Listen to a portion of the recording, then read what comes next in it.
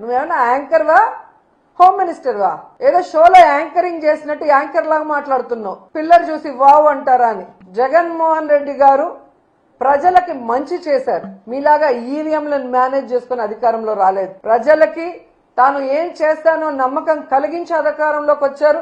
వచ్చిన తర్వాత ఇచ్చిన మేనిఫెస్టోని ఈ దేశంలో ఏ రాష్ట్రంలో ఏ ముఖ్యమంత్రి చేయనటువంటి విధంగా 99% చేసి మీకు ఇచ్చాడు. స్కూళ్ళు కానీ, హాస్పిటల్ కానీ, హార్బర్లు కానీ, ఇలా చెప్పుకుంటూ పోతే జగన్మోహన్ రెడ్డి గారు ఎంత అభివృద్ధి చేశారో మీ అందరికీ కళ్ళారా చూశారు. అలాగే ఇచ్చిన వెల్ఫేర్ స్కీమ్స్ అవినీతి లేకుండా డైరెక్ట్ గా ఎలా అకౌంట్లోకి పోయాయో అది కూడా మీరు కళ్ళారా చూశారు.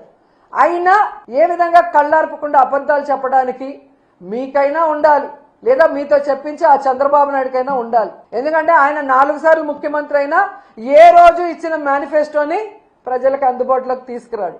ఎవరైనా మాట్లాడితే వాళ్ళకి నాలుక మందం అంటాడు. ఎవరైనా మాట్లాడితే వాళ్ళ మీద తప్పుడు కేసులు పెడతాడు.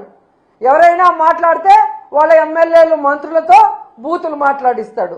అంతే తప్ప ఆనాడు ఎన్టీఆర్ తీసుకొచ్చిన వాటినైనా ఈయన సక్రమంగా ముందుకు తీసుకెళ్లాడా? ఆనాడు రాజశేఖర రెడ్డి గారు తీసుకొచ్చినవైనా సక్రమంగా ముందుకు తీసుకెళ్లాడా?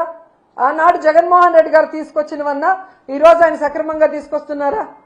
వాళ్ళు ప్రజల కోసం మంచి చేస్తే ఈయన అబద్ధాలు చెప్పి అధికారంలోకి వచ్చి వాటిని ఎలా తుంగలో దొక్కాడో మీ అందరూ కూడా ఈ రాష్ట్ర ప్రజలు అనుభవించారు, కళ్ళారా చూశారు.